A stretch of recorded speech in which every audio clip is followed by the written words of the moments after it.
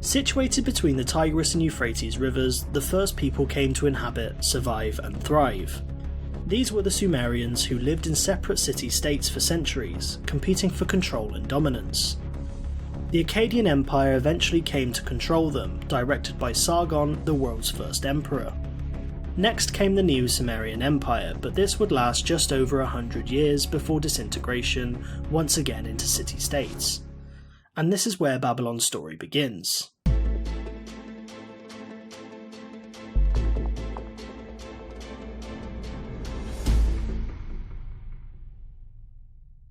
The city-state of Babylon was said to have been founded during the time of the Akkadian Empire, but very little is known about early Babylon. It is known that the Babylonian state retained the written Akkadian language and retained the Sumerian language for religious use. In the periods between the 20th and 19th century BC, profound change took place as waves of migrants and invasions occurred under the direction of the Amorites. The Amorites weren't a united people, and were said to be nomadic, barbaric, and uncivilized by the Sumerians. From the lands of modern-day Syria, they steadily integrated into the societies of Sumer, particularly Babylon, who slowly transformed from a small port city on the Euphrates to a regional power. The Amorites rose up in society, and when they were strong enough, installed themselves as leaders. In the 19th century BC, the first Amorite ruler, Sumu-Abam, was elected as Ensi of Babylon. The Amorite rulers after him proved to be just as effective at ruling. The fifth Ensi, Sin-Muballit, managed to defend and defeat the preceding force of Ur. With their troops in retreat, Babylon was able to conquer the city of Isin. In 1792 BC, a king ascended to the throne by the name of Hammurabi. Hammurabi was a wise and administrative king early in his reign. He was careful not to offend, provoke, or cause bad interactions with his superior neighbouring kingdoms and empires, persisting to stay out of conflict. Instead, he concentrated on his people and the cities he controlled, focusing on expanding temples, infrastructure, and emphasising the construction and improvement to a city's walled defences.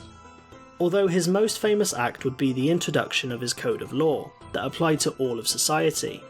Hammurabi's code of law was a 7 feet tall black diorite stone, placed in the centre of Babylon for all to see, carved in cuneiform text with 282 laws in total. These laws were similar to Sumerian law codes, such as the Code of Anamu used centuries before. Hammurabi's code is an early example of essential law, a simple constitution where both the accused and accuser had the opportunity to provide evidence. An eye for an eye, a tooth for a tooth. Many years Babylon remained peaceful, but it was forced to encounter its enemies. To the east was the kingdom of Elam, and they enacted a plot to drive the kingdoms of Larsa and Babylon against each other.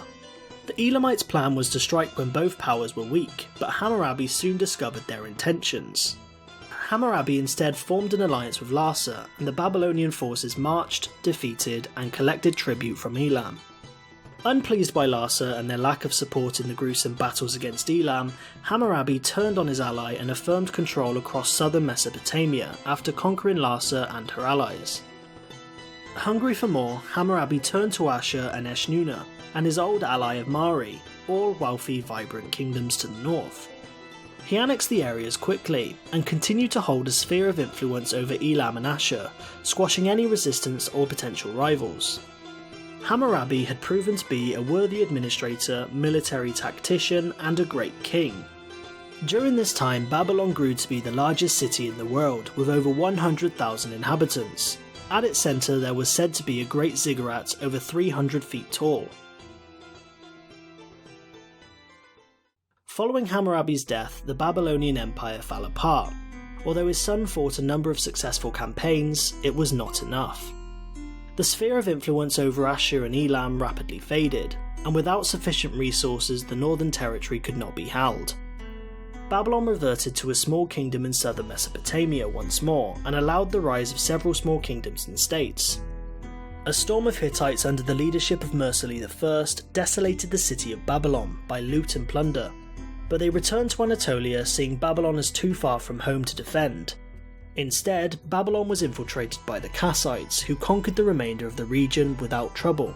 Soon after, they rebuilt many of the conquered cities, they adopted their culture and expanded territory. The Kassites ruled Babylon for over 400 years. They had little interest in the arts or learning, but excelled in trade. Rather than seeking conflict, the Kassites of Babylon formed many alliances which were reinforced with intermarriage between ruling families within Mesopotamia. But out of the struggling Mitanni Empire came the Assyrians. In 1365 BC, the ambitious king Ashurbalati defeated the Mitanni. For the following 100 years, the Mitanni, Hittites and Babylonians would struggle to keep them at bay. The Assyrian king Tukuli-Ninurta led his forces to Babylon and with victory demolished the walls, massacred many civilians, pillaged and plundered. King Tukuli would be murdered by his sons upon his return, as many in Assyria had come to love and admire the culture of Babylon. Babylon was once again overwhelmed with migrants from the deserts of the Levant.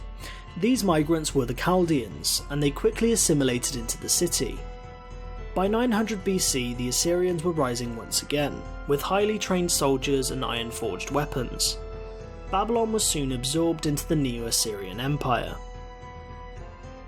Change would come with the rebellion of the Chaldean chief, Nabopolassar. Nabopolassar formed an alliance with the Medes, and their combined armies attacked and sacked the Assyrian capital of Nineveh. The city fell after a 3-month-long siege, bringing an end to the Neo-Assyrian Empire. By his death, Babylon was once again a great empire. He was succeeded by his son Nebuchadnezzar II, who expanded the empire greatly. The Babylonians sacked the holy city of Jerusalem, taking the Jews from their homeland and into captivity. As a result, Babylon's historical fate was sealed, becoming known as the City of Evil and Sin by Hebrew and Christian texts. But in reality, Nebuchadnezzar built new temples called ziggurats, restored buildings and improved the city walls, adding towers and fortifications. He is even said to have opened up a museum in one of the royal palace complexes. He enlarged the Temple of Marduk, creating a broad processional route to lead to the lavish decorated Ishtar Gate in the inner city walls. Babylon once again became a great, magnificent city. The most famous feature of the city was said to be the Hanging Gardens, an outstanding work of architecture.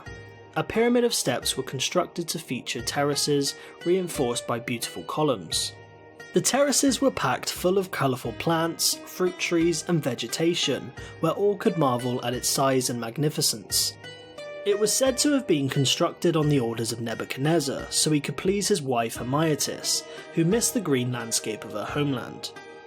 However, modern archaeologists and historians have cast doubts to whether the gardens really existed. No trace has ever been found, and writings near the time mention no magnificent garden.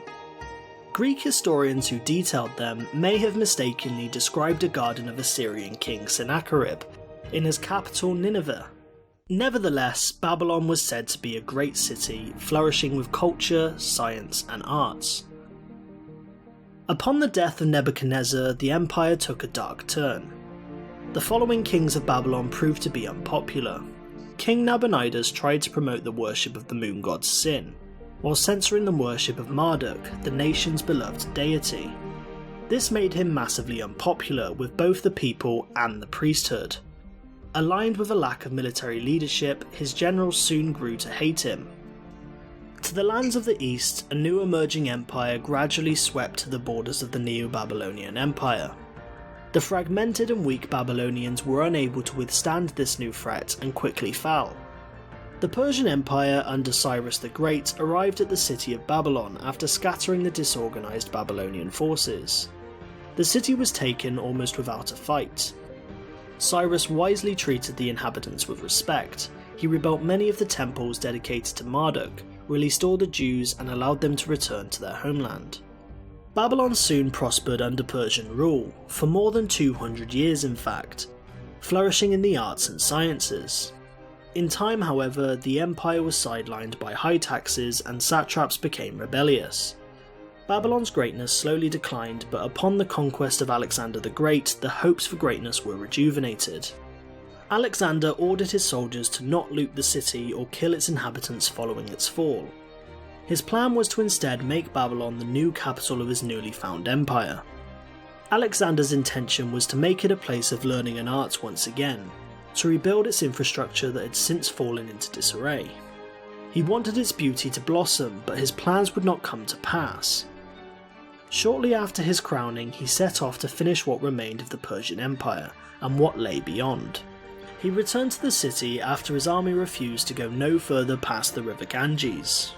But upon his arrival, he soon fell ill and died, leaving his new empire in crisis, without a successor, without true leadership.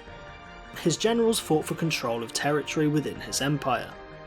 Babylon was incorporated into the Seleucid Empire, but its leaders had little interest in carrying out Alexander's plans for the city. Gradually the city depleted in population, trade and influence. The city was abandoned, practically vanishing from existence. Never again would it recover and become a thriving metropolis it had once been. Instead it remained as ruins, undisturbed and largely forgotten, until rumours caught the attention of Europeans. In the age of European colonialism, archaeologists uncovered the legendary tales of its greatness.